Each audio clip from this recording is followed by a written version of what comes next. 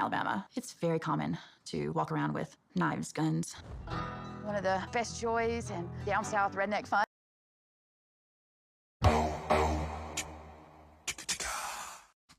Boom, bam. I'm sorry, but are you in Alabama right now?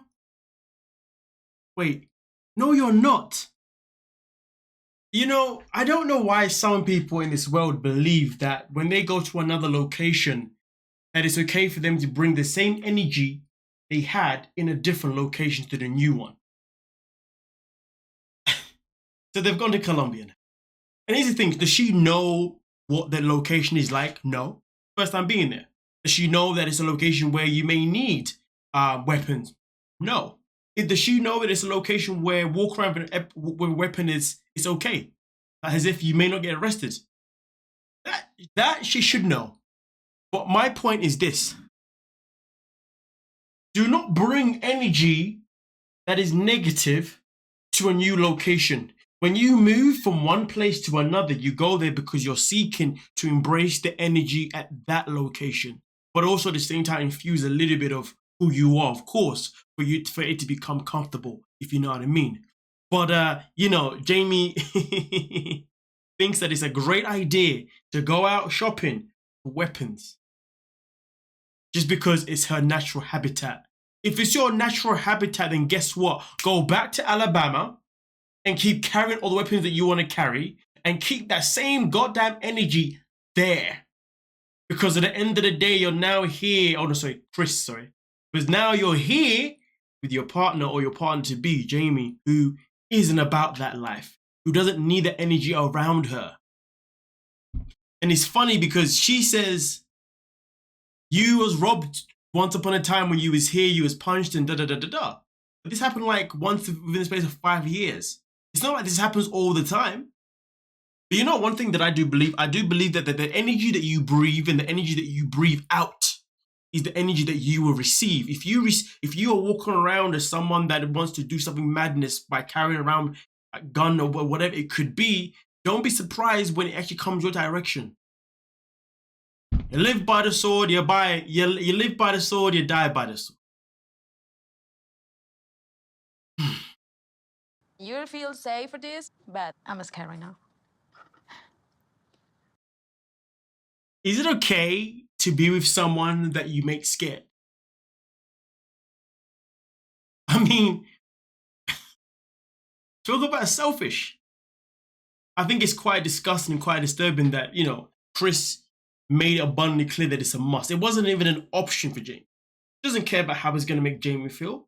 She doesn't care to the slightest. All she cares about is the fact that she wants to have weapons because it's what she does. Because what she does is A-O-freaking-K when that is nowhere near at all. Hi, Zoe. Hi, baby. I have always carried some sort of weapon to protect myself. But this country is safe. You know, it's crazy. You know, if I'm moving to a location and the person who lives in the location tells me that this place is safe, I'm going to take them at their word. And then at the end of the day, why wouldn't I? Because I've got to trust their word. And of course, if something then does happen, then I can be like, well, something did happen. Now I'm going to carry something with me. But to be honest with you, I'm not really someone that generally believes that you should be carrying weapons with you anyway. Because at the end of the day, the moment that you decide to walk out your house with a weapon means that you are ready to potentially kill someone. You know what I mean, okay? And don't get me wrong, in some locations that you live in this world, you don't have a choice but to carry a weapon. And that, I have no comment about. That is what it is. But then there are parts as well where you have a choice to not carry one because you don't need to carry one. This is one of those situations right now. She doesn't need to carry one. So at the end of the day, that energy, like I said before, she can take it back to Alabama rather than bringing it here. But, continue. You don't have to worry around me with knives. I'm very comfortable with them, and I know how to use them safely. So, you know, they're in the shop now, and they're about to purchase a knife. And the knife that, you know, Kris picks is pretty much a Rambo-type looking knife. It ain't no joke. It ain't small. It's a big one. And, of course, Jeymi gets spooked and be like, whoa, I didn't think that we was going to be carrying a knife that was going to be, you know, big enough to kill a cow. That's what she says. And, of course, as you heard, Kris Kris obviously responds by reassuring her that she knows how to use one safely. Hold on a minute. Let me just process this real quick. She knows how to use one safely. All right, cool. So when you potentially have to be in a position where you have to take another person's life, I wonder if when you turn up to court and they ask you what happened and you say, I used it safely to protect myself, and my safely was to take someone else's life. I want you to process how dumb that I sound right. Because you see how dumb and stupid that I sound right now. Maybe I don't to some people, who knows? It's just a reflection of how conflicted I am by the life choices that she's making here that don't really make much sense to me. They just feel very, very stupid. Because she is not in Alabama. She is not there anymore. She's in a new location where, correct me if I'm wrong, but in this life, some people have a choice to move somewhere that is better than where they're at, so they don't have to do madness anymore or have to be around the madness.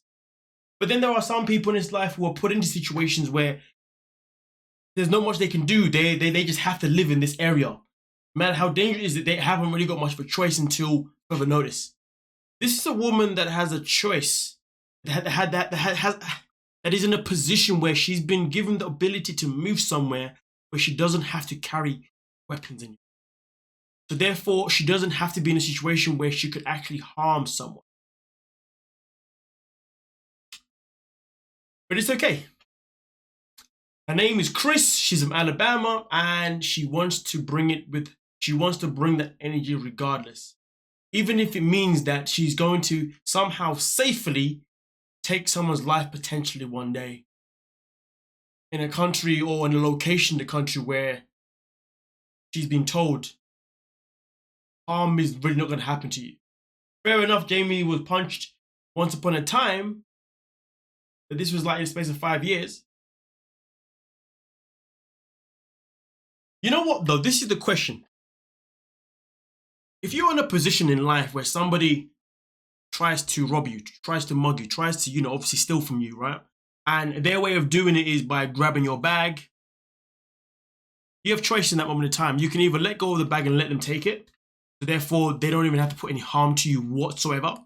Or you got a choice where you can try and resist and put the bag back, and in that situation, that person could then potentially then punch you, okay?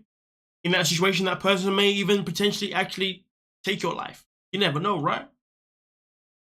But the question is though, if you go for the tugging in that situation and then you get the upper hand where you can then take that person's life, are you going to be able to live yourself?